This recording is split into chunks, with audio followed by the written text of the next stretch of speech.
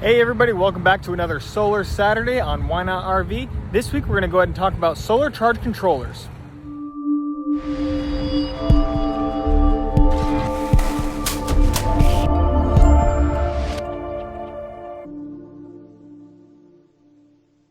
Remember, if you want to learn more and make less mistakes while RVing, be sure to hit that subscribe button, drop a like and a comment down below. I appreciate it. Thanks for watching.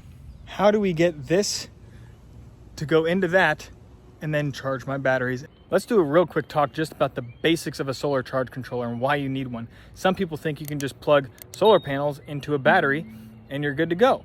Well, that's not how it works whatsoever, because a 12 volt panel isn't 12 volts. It's more like 15, 16, 18, depending on exactly what it is. So you need a way of taking that voltage from your solar panel, controlling it, solar charge controller, and then charging properly, because batteries require a very specific set of charging parameters. You know, bulk charging needs to be at this voltage, and then it'll go into absorption once it hits this voltage, and then it'll go into float once it hits this voltage. If you're not doing that and you're just pumping raw voltage into your batteries, you will kill your batteries so quickly. You cannot hook solar panels directly to a battery. You will destroy your battery very, very, very quickly. That's really what a solar charge controller is. It's just that way of controlling your solar panels and properly charging your batteries based on your batteries, lithium, AGM, flooded lead acid, you know, whatever it is, and whatever your battery manufacturer tells you that you need to charge your batteries at. That's what that solar charge controller does, is it controls the actual charge. One other thing to talk about with solar charge controllers is if you, let's say you put on your solar system, you put on 200 watts or 400 watts, not a big system, but you got it all hooked up, you did it all right, it's all fused, you're getting voltage into the solar charge controller, but it's not putting anything into your batteries. You're like, why is this not working? Why is my solar charge controller not working? I set the charging correctly, I did everything right, why isn't it charging? The most likely culprit is the fact that your batteries are probably fully charged.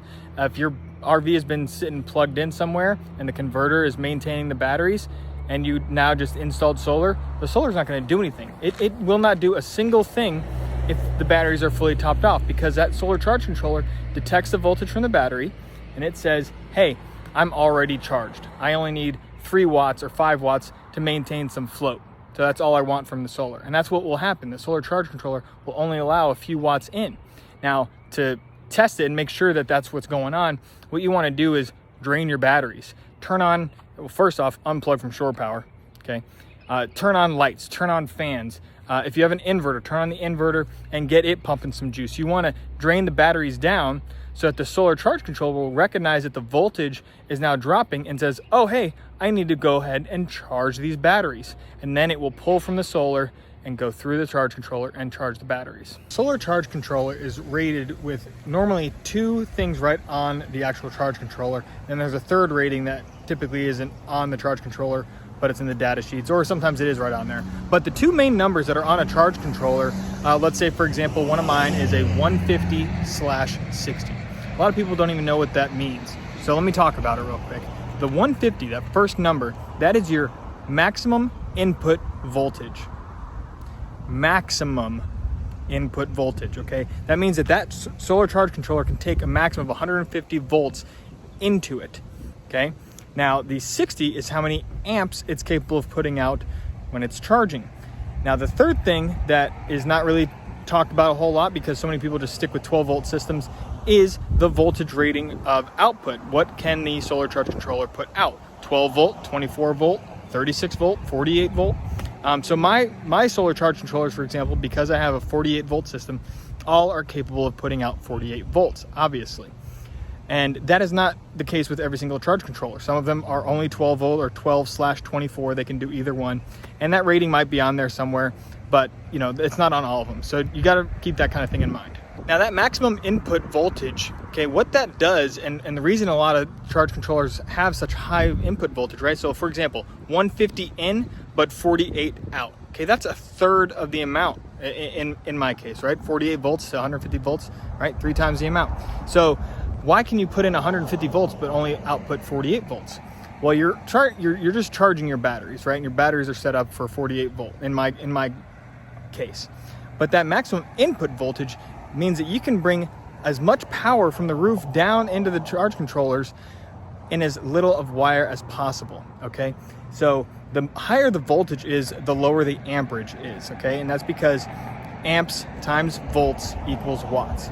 So if you have, 2,000 watts of solar and you're only bringing them in at 12 or let's just say 20 volts, well, that's a pretty high amount of amperage going through the wires. But if you can carry that same amount of watts through now, say 100 volts, okay, like I have mine set up closer to like 100, 110 range, that decreases my wire size, so I can use a thinner gauge wire that is not only thinner, lighter, cheaper. There's just a bunch of good reasons for doing that type of thing. Now, of course, when you do that type of thing and you are connecting panels in series, you are now basically creating all those panels that are in series are really just one big panel. Okay, that's how the charge controller is going to look at it. So in my case, where I have 3 panels in series and 3 panels in series, these back 3 panels that are in series back here, if one of them is shaded, all 3 act as if they're shaded, okay? So there's a big pro and con there of how many do you want to connect in series versus parallel, because the higher the voltage, the less wires that you need to use, or the less gauge of wire you need to use, so it's cheaper and everything like that. But shading can become a problem depending on where you're parking at. Let's talk about that output of your charge controller. So for mine, for example, it can do 12, 24, 36, or 48 volt configuration, but it can only put a maximum of 60 amps out. So I'm gonna do some math real quick on my computer and show you guys right here on the screen of how many watts you can pull in if you had a 12 volt system, a 24 volt system, 36, and 48. So with mine, because I have 48 volt system, I can bring in the most amount of wattage because my voltage is higher. So your solar panels have 2 voltage ratings, VOC and VMP. And that's basically the open current voltage and then the operating voltage. And so that open current voltage is the voltage that you need to add up to make sure you stay under the maximum input of your solar charge controller. If your solar charge controller is, let's say, a 100 volt maximum input, say like a 100/15, 100 volts in, 15 amps out.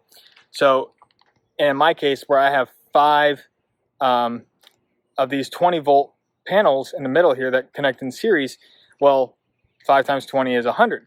So there's 2 numbers. I'm going to pop this up on the screen here on these panels, and one of them is the open current, which is 22 point something. I'll put it on the screen. And the other one is the operating current, which is the VMP, which is like 18 point something. So just so you know, you cannot put those panels onto a 100 volt controller when you have 5 of them connected. Even though the operating voltage is lower than the max input, that open circuit voltage is higher, and your solar charge controller will not work with panels. Even if it's 1 volt over its max input, it will not work. It will turn it off and disconnect, and it'll show the voltage coming in, and it typically probably won't damage anything as long as you stay pretty low, but it will not charge, it will not work, it will not do anything. I know this from firsthand experience. When I first did this project, I actually thought that I could do the panels in the middle on a 100 volt charge controller because their operating voltage was lower, and it didn't work. Okay, it worked for like 1 or 2 days when the sun was barely coming out and they weren't getting to their maximum voltage. But once the sun actually hit them and they went to their maximum voltage, it went above 100, and that charge controller would not work, would not charge, so I had to swap out for a different one. That's it for this week's episode of Solar Saturdays. I hope you guys learned something. Please drop a comment below. Let me know what you guys want me to talk about. I have a few ideas and I have a few things for some upcoming weeks, but be sure to comment below. What do you want to hear me talk about? Let's talk about it. Let's figure it out. Let's get some more education out there. If you have questions, drop them in the comments below. Hit the like button, hit the subscribe button. We'll see you next time. Thanks for watching Why Not RV. Bye.